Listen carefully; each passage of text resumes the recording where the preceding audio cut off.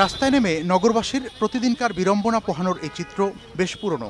বাইরের গন্তব্যে পৌঁছানো কিংবা বাসায় ফেরা উভয় ক্ষেত্রেই সমস্যায় পড়েন তারা। তুলনামূলক কম ভাড়ার পরিবহন হিসেবে পরিচিত বাসের চাহিদা ৮,০০০ থাকলেও চলাচল করে ৫,০০০-এরও কম। বাস না পেয়ে অনেকে বেশি ভাড়া ব্যয় করে চলাচল করেন রিক্সা, সিএনজি অটোরিকশা, ট্যাক্সি ক্যাব ও অ্যাপস ভিত্তিক পরিবহনে। যাত্রী অনুসারে তো আমাদের বাসের ক্যাপাসিটি কম, গাড়িগুলো দাঁড়াচ্ছে না, চলে যাচ্ছে।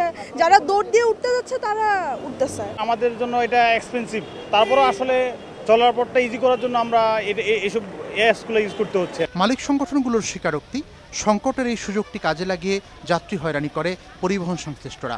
18,000 ট্যাক্সি ক্যাবের কোটা থাকলেও কেবল 300-র মতো ক্যাব চলে ঢাকার রাস্তায়। আমার 2013 সালে 11,260টি ট্যাক্সি ক্যাব বন্ধ করে দিয়েছে। এখানে গভর্নমেন্টের বিশাল রাজস্বের ঘাটতি পড়ছে। এগুলো রেভিনিউ পাচ্ছে না, এগুলো রেজিস্ট্রেশন অফ করেনি, এগুলোর পরিবর্তে প্রতিস্থাপন হয়নি। 300 গাড়ি দিয়ে 16,000 গাড়ি তো সেই 10 সালের চাহিদা মেটাতে যাবে না 17 সালে।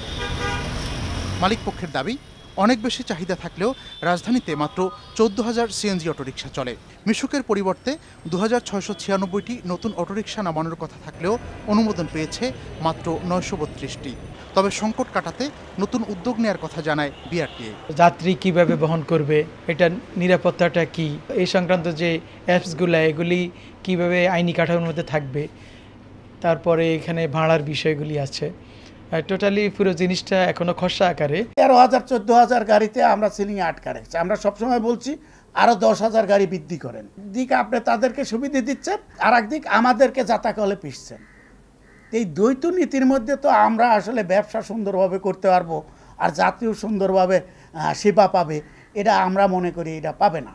নতুন নীতিমালায় যাত্রী কল্যাণের দিকটি বিশেষ গুরুত্ব দেওয়া ও কার্যকর বাস্তবায়নের দাবি যাত্রীদের। মিজানুর রহমান কবির, সময় সংবাদ, ঢাকা।